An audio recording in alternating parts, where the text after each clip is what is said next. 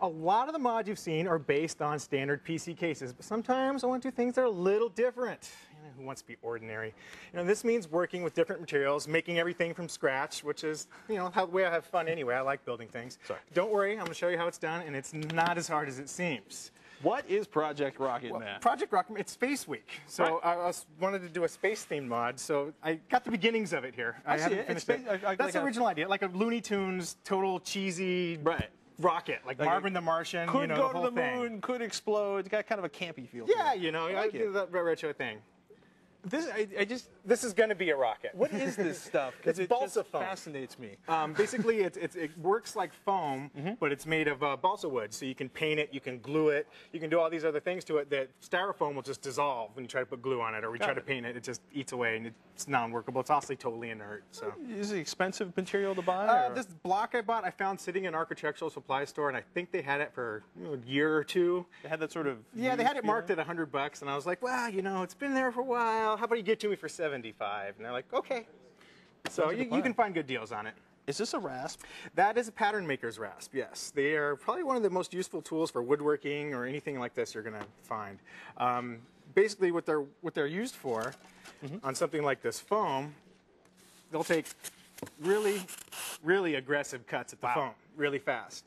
The nice thing, though, is for molding or anything like that, you need to take that material off. You don't want to use it with power tools. You only want to do the real bulk, basic cuts with power tools. Speaking of aggressive cuts. Yeah, because that's material I didn't need. The other cuts were ones I did on the bandsaw because it's just the profile, and might as well get that out of the way. Having to file the whole thing in a square would be a little bit time consuming. Classic hand tools. What's classic hand tools? What's the knot thing? It's a flexible ruler. Basically, what you do with this is you figure out the angle you want to get, and then you can transfer that to all your corners or any kind of a pattern, basically.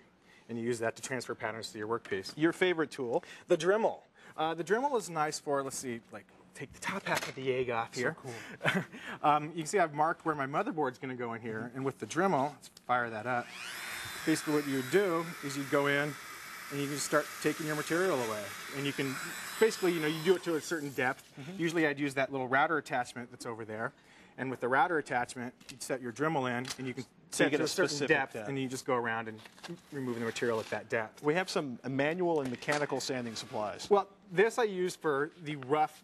I have to say, stress that rough shaping of the material, because it's real easy to mess it up with this, because it takes off material pretty quick. The hand sandpaper, the hand blocks.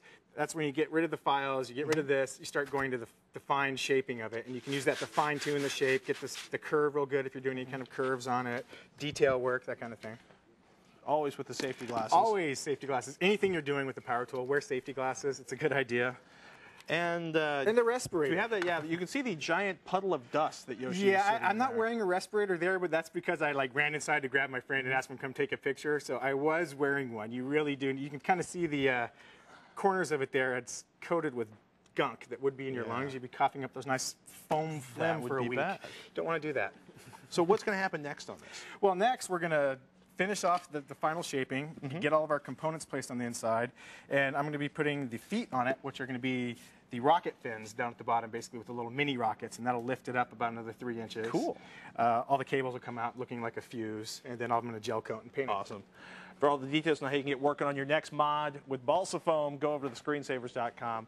Yoshi's got the tips. When do we, the estimated time February of arrival? 17th. February 17th. Come back and show you the finished product. A little post-Valentine's Day project. Sure. Excellent. Hang tight, folks.